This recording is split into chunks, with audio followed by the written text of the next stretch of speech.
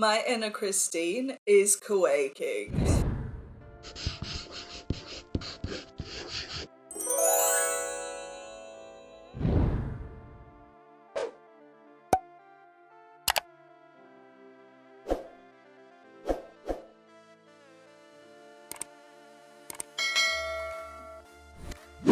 Hey guys, before we jump in, I just quickly want to say today's video that you're about to watch was actually filmed last week, just after my eyeballs had healed and just before my computer just went AWOL. So if I look a little tired there, that's because life just was not working with me last week. However, there was a bit in the intro last week where I was supposed to wear holographic eyeshadow on my eyeballs and I couldn't because my eyes were sensitive. How you like me now, eyeballs? Just in case the camera's not picking it up right now, I will put an insert of a close-up of my eyes right now and you can see that it is actually holographic. Also, thank you so much for your support and comments last week as I dealt with all of it. You guys have helped me so much and made me feel so much better about the whole situation. So thank you for all the comments here on YouTube and the messages on Discord. Alright, enjoy the video. So, I don't know if you've been living under a rock, but recently there's been a trend going around the art community of painting everything to look holographic. I'm talking metal, fabric, literal skin and eyes, and I for one am in love with this trend. But when it comes to painting anything holographic, it's so complicated that I felt like I was on a one-way ticket to Bamboozleville. But then, as if in answer to my prayers, our Lord and Saviour sinixdesign posted a tutorial about how to paint holographic fabric and just metallic anything, and I am now a firm solid believer in collective conscious manifestation. Yes, I have sinixdesign down for a self-study, don't even worry, but today I want to focus on his most recent video, which is the tutorial on how to paint holographic fabric with a side of how to paint gold. As always, if you enjoyed this video, then please do remember to give it a like and a comment for the engagement. And if you like my content and want to see more of it, then make sure you hit that subscribe button down below so you don't miss a future upload. Alright, let's dive into a technique tryout featuring sinixdesign. I am so excited!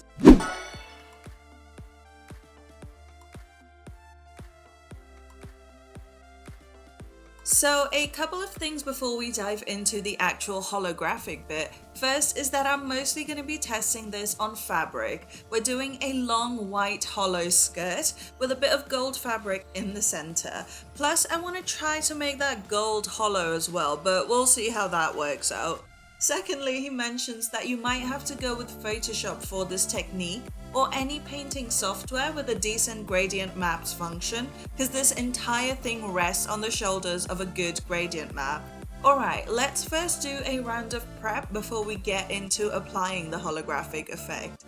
Sinix suggests starting with the object that you want to paint holographic on its own layer and to paint it with very simple lighting and values, nothing too crazy. Personally, I agree, because having hollow and dramatic shadows might just look chaotic and not in a good way. So with that done, let's go ahead and prepare our gradient, and we're going to create 4 separate gradient maps today.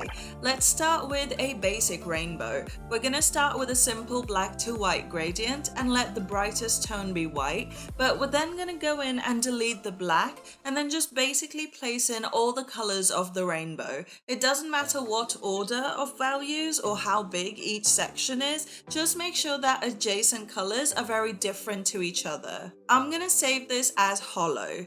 Next, we're going to create a couple of narrower rainbow gradients, so I'm basically squashing all of the rainbow colors in towards the center of the gradient.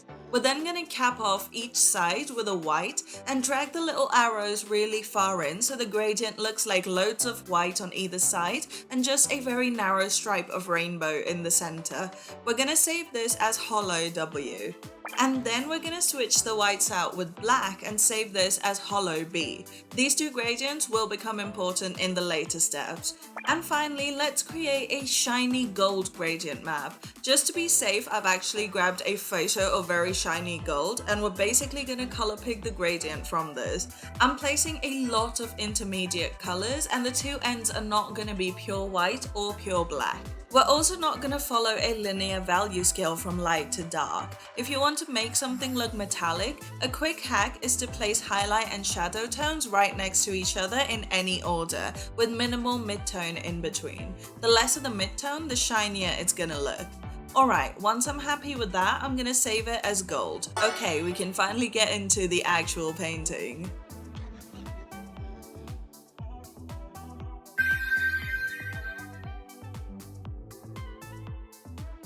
So the very first step that Sinix demonstrates is to make the surface of the fabric look shiny and metallic.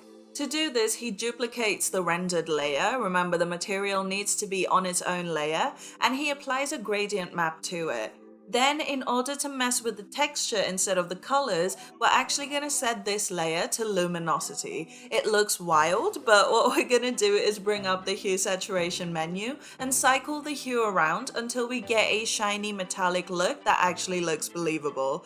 And just like with the gold gradient we made, this is basically messing with the values, making them non-linear. The reason metal doesn't have a linear value scale is because it is super reflective. So if an area is hit by a lot of light, it is going to reflect really brightly. If an area is hit by any specific color, it's going to reflect that exact color. There is no true mid-tone, just highlight and shadow. On the other hand, the reason matte surfaces have midtones is because they absorb a lot of the light that hits their surface. So what you perceive as mid-tone is actually just the remnants of the light that's bouncing back after the majority of it has been absorbed by the material. Okay, we haven't come here for physics, but yeah, mess with the luminosity layer until the values have been changed enough to where the fabric starts to look metallic. Now you could duplicate this layer and set it to one of the color blending modes, but that's quick and dirty, meaning you really can't tweak it. So let's dive into how he actually does it.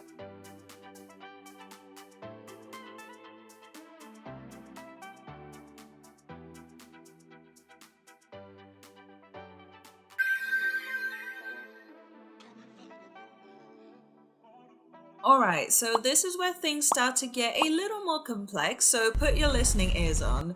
We're going to selectively apply the rainbows to the highlights and the shadows, and this is where the other two holo gradients come in with the white and black ends.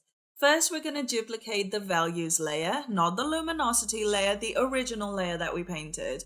We're then going to pull up the levels adjustment and really bump up the highlights and midtones while pulling the shadows in so that everything beyond the brightest midtones is straight up black. So basically it's going to look like a flat black surface with little patches of bright rendering peeking through.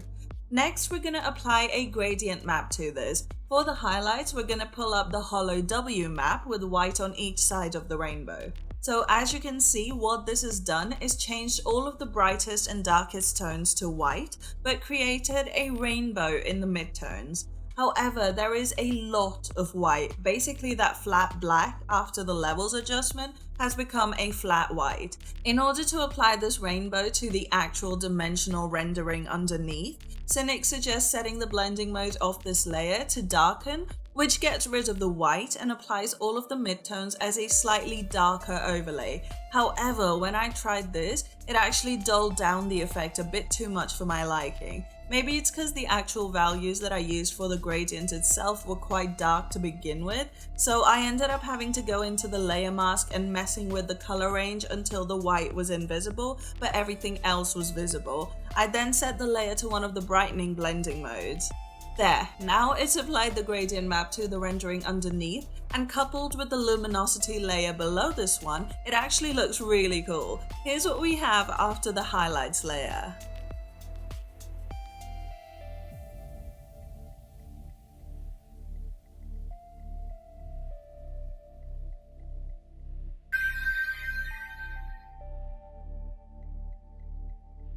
Next, Sinix says to do this exact process, but this time with the shadows. So we're gonna once again duplicate the original rendered layer. I told you it's gonna be important to have the fabric on its own layer. This is exactly why. We're then gonna pull up the levels adjustment menu, but this time we're actually gonna make it super dark. So we're really pulling in those shadows and midtones until everything is on a very dark spectrum. And then we're really gonna pull the highlights super high up so that everything that's brighter than the bright midtones will be a flat white. So what you're going to be left with is a mostly flat white layer with little areas of dark shadowy rendering peeking through. Next, we're going to apply the holo B gradient map to this layer, which is that tight rainbow in the center surrounded by flat black on either side. And this time we need to get rid of the flat black so that only the rainbow is visible. So we're actually going to have to set this layer to screen or lighten blending mode, which gets rid of the black and applies all the other colors a lot brighter. And this time, because we were using a brightening blending mode anyway, it got rid of the black and showed up nice and vibrant. And boom, there's your holographic white fabric. However, we're nothing if not ambitious on this channel, so let's take this a step further.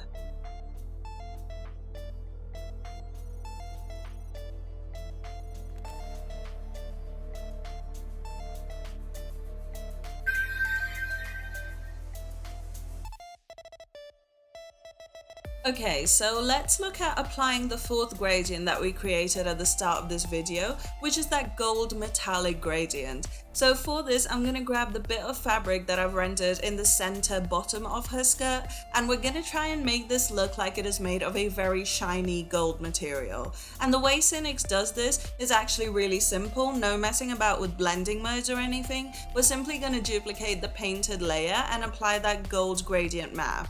However, if it looks too flat at the moment, we can reapply the same gradient map to the same layer, and it will basically reapply the map to the new values, and boom, you have your shiny gold. However, like I said, we're nothing if not ambitious on this channel, so I'm actually going to try and see if we can apply that holographic rainbow effect to the gold.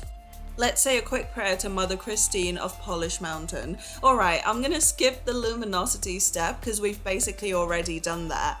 Instead, I'm gonna go ahead and duplicate the gold layer and start with that levels adjustment. So first we're gonna do the highlights, and I'm gonna make it so that everything darker than a midtone is flat black. We're gonna apply the holo W gradient map to this and set the blending mode to darken. Then we're gonna duplicate the gold layer again. This time we're gonna adjust the level so that everything brighter than midtones is completely flat white. To this, we're going to apply the holo B gradient. Then we're going to set the blending mode to screen or lighten. And this is what we ended up with. Is it chaotic? Sound off in the comments below if you prefer the regular gold or the holo gold.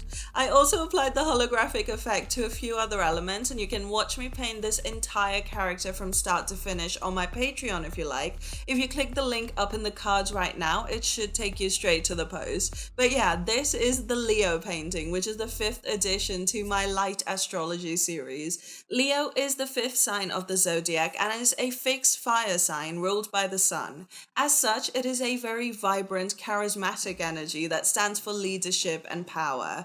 In Greek mythology, Leo is often linked to the story of Hercules and the Nemean lion. The Nemean lion was this giant beast with a hide that could not be penetrated by any weapon. It terrorized a whole village and could not be defeated. As the first of his 12 labors, Hercules was tasked with killing this fearsome predator, but he wasn't able to do so with any weapons. So instead, he wrestled the lion with his bare hands and managed to strangle it to death. He then put the lion among the stars to immortalize his conquest, thus creating the constellation of Leo. There is more lore about Leo in ancient mythology that actually ties into the elements in this painting, but I don't want to bore you guys with it here. But if you're curious, I do have it all up on Patreon. Here I've shown Leo to be a charismatic, glowing queen bride. She wears no real armor to indicate her impenetrable height, but having learned from the lessons of her ancestors, she does wear a metallic neck brace with daggers coming out in every direction just to avoid death by strangulation.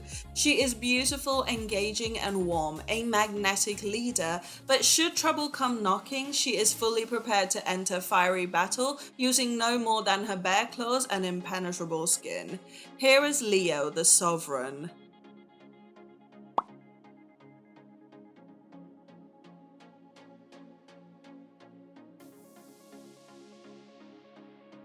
Am I going to paint everything holographic from this day forward? Yes. Yes, I am. And if you guys get tired of seeing me paint holographic everything from this day forward, that's just a you problem, because I am never gonna stop. But yeah, I hope you guys have enjoyed this video, and massive thank you to sinixdesign for sharing this tutorial. I am so excited to try this effect with like a whole bunch of different paintings in the future, but I have linked his video down in the description. Make sure you watch it because there is so much to learn from it. And if you guys have enjoyed this video and found it helpful, then please remember to give it a like and maybe hit that subscribe button. Do you paint holographic everything? Have you tried this technique and how did it work out for you? Sound off in the comments below because I really want to know how it works for you guys. And one final thing before I go, if you guys want to watch even more technique tryout videos, I will leave a playlist linked up here in the outro, and you can go binge them all. But with all of that said, thank you so much for hanging out with me today. I hope you've enjoyed it as much as I have, and I'll see you guys on the next one. Bye!